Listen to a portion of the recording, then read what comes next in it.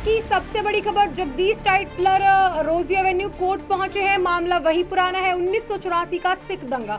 अब देखने वाली बात होगी कि आज कोर्ट क्या फैसला लेने वाली है। अब तक की सबसे बड़ी खबर, जगदीश टाइटलर रोजी एवेन्यू कोर्ट पहुंच चुके हैं। अब देखते हैं कि आज कोर्ट अपना क्या फैसला सुनाती है। मामला वही 1984 से जुड़ा हुआ है।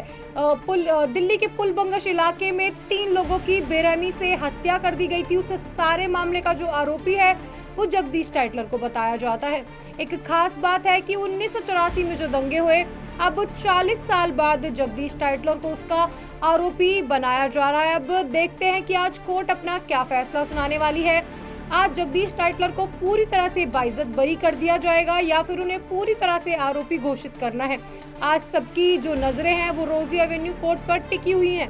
अभी कुछ दिनों पहले 30 अगस्त को भी एक रोजी एवेन्यू कोर्ट में ये सारा मामला जो देखा गया था, लेकिन उस दिन कोई फैसला नहीं सुना पाए थे। अब उसके बाद 13 सितंबर को फिर से एक और तारीख जो है वो जगदीश टाइटलर को दी गई थी। जगदीश टाइटलर उस दिन कोर्ट पहुंचे, लेकिन उसके बाद 5 नवंबर यानी आज की तारीख जगदीश टाइटलर को दी गई थी। अब तक की सबसे बड़ी खबर है कि जगदीश टाइटलर रोजी एवेन्यू कोर्ट पहुंच चुके हैं। अब देखते हैं कि आज कोर्ट अपना क्या फैसला लेती है। साथ ही साथ जगदीश टाइटलर पर एक बड़ा आरोप ये भी है कि उन्होंने जो 1984 में सिख दंगे हुए थे उसमें उन्होंने लोगों को उकसाया, भड़काया और लोगों से एक दूसरे की हत्याएं कराई थी। साथ ही साथ जब सीबीआई ने जगदीश टाइटलर पर ये सारा आरोप लगाया था, उन्होंने एक गवाह की गवाही सुनते हुए ये आरोप लगाया था और उन पर ये केस दर्ज कराया था।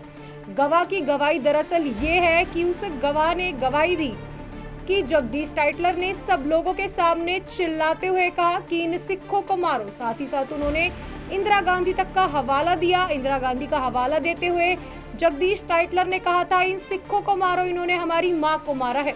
अब देखने वाली बात होगी कि आज ये सारे जो आरोप है वो जगदीश टाइटलर के खिलाफ साबित होंगे या नहीं। लेकिन अब आज तक भी जगदीश टाइटलर अपनी इन बातों पर बने हुए हैं। उनका कहना है कि वो इस सारे मामले से बिल्कुल अलग हैं। वो 1984 के मामले से कहीं भी जुड़े हुए नहीं हैं। उनके किसी भी प्रकार के जो लिंक्स हैं वो 1984 के मामले से नहीं जुड़े हैं। उन्होंने ना कभी सिखों के विरुद्ध कभी कुछ बोला है, ना उन्होंने जो 3 लोगों की हत्या हुई थी ना वो उनसे जुड़े हुए हैं।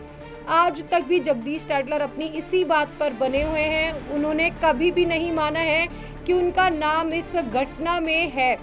अब उनका आरोप है कि लोग उन्हें फंसाने की कोशिश कर रहे हैं। अब देखते हैं कि आज जगदीश टाइटलर सही प्रूफ होने वाले हैं या फिर जो उन पर जितने भी सारे आरोप हैं वो सब सही प्रूफ होंगे।